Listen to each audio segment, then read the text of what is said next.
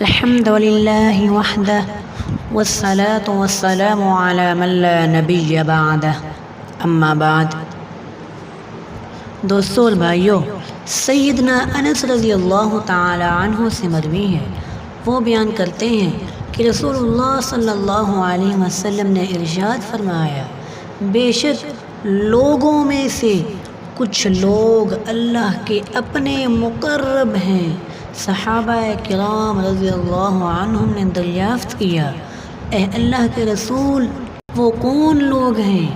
آپ صلی اللہ علیہ وسلم نے فرمایا، وہ قرآن والے ہیں جو اللہ کے اپنے اور اس کے خاص لوگ ہیں۔ اللہ اکبر۔ دوستو اور بھائیو، صاحب قرآن سے مراد حافظ قرآن بھی ہے اور قاری قرآن یعنی قرآن مجید کی تلاوت کرنے والا بھی ہے، اور اس کے احکامات پر عمل کرنے والا بھی صاحب قرآن کہلاتا ہے۔ قرآن مجید کی تلاوت حکم خداوندی ہے، ارشاد باری تعالی ہے۔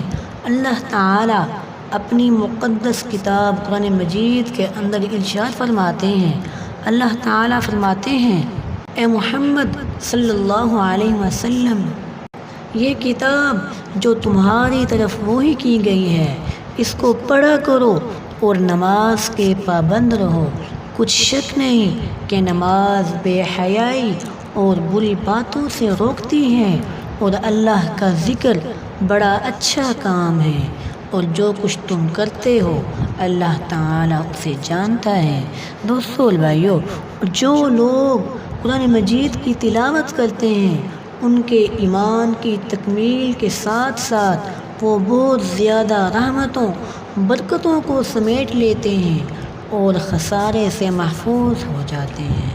اللہ تعالیٰ اپنی مقدس کتاب قرآن مجید کے اندر ارشاد فرماتے ہیں، جو لوگ اللہ کی کتاب پڑھتے اور نماز کی پابندی کرتے ہیں، اور جو کچھ ہم نے ان کو دیا ہے اس میں سے پوشیدہ اور ظاہر خرچ کرتے ہیں، وہ اس تجارت کے فائدے کے امیدوار ہیں جو کبھی تباہ نہیں ہوں گے۔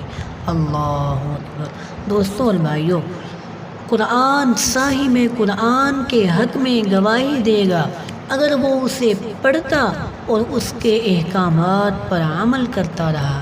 سیدنا ابو موسیٰ رضی اللہ تعالی عنہ سے مروی ہے کہ وہ بیان کرتے ہیں کہ رسول اللہ صلی اللہ علیہ وسلم نے ارشاد فرمایا، قرآن تیرے حق میں گواہی دے گا یا تیرے خلاف گواہی دے گا۔ دوستو اور بھائیو، روز قیامت قرآن آدمی کی سفارش کرے گا اور اسے عزت و وقار دلائے گا۔ اللہ اکبر۔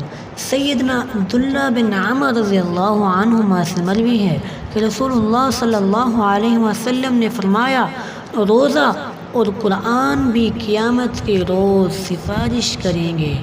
روزہ کہے گا، اے میرے پروردگار، میں نے اس بندے کو کھانے پینے اور اپنی خواہشات پوری کرنے سے روکے رکھا، لہٰذا اس کے بارے میں میری سفارش قبول فرما۔ قرآن کہے گا، اے میرے رب، میں نے اس بندے کو رات قیام کے لیے سونے سے روکے رکھا، لہٰذا اس کے بارے میں میری سفارش قبول فرما۔ چنانچہ دونوں کی سفارش قبول ہو جائے گی۔ دوستو اور بھائیو، اللہ تعالیٰ سے دعا ہے کہ اللہ تعالیٰ مجھ سمیت ہم تمام مسلمانوں کو دن و رات اللہ تعالیٰ کی مقدس کتاب قرآن مجید کی تلاوت کرنے کی توفیق نصیب فرمائے۔ اللہ تعالیٰ ہمیں قرآن مجید کے تقاضوں کو پورا کرنے کی توفیق نصیب فرمائے، آمین۔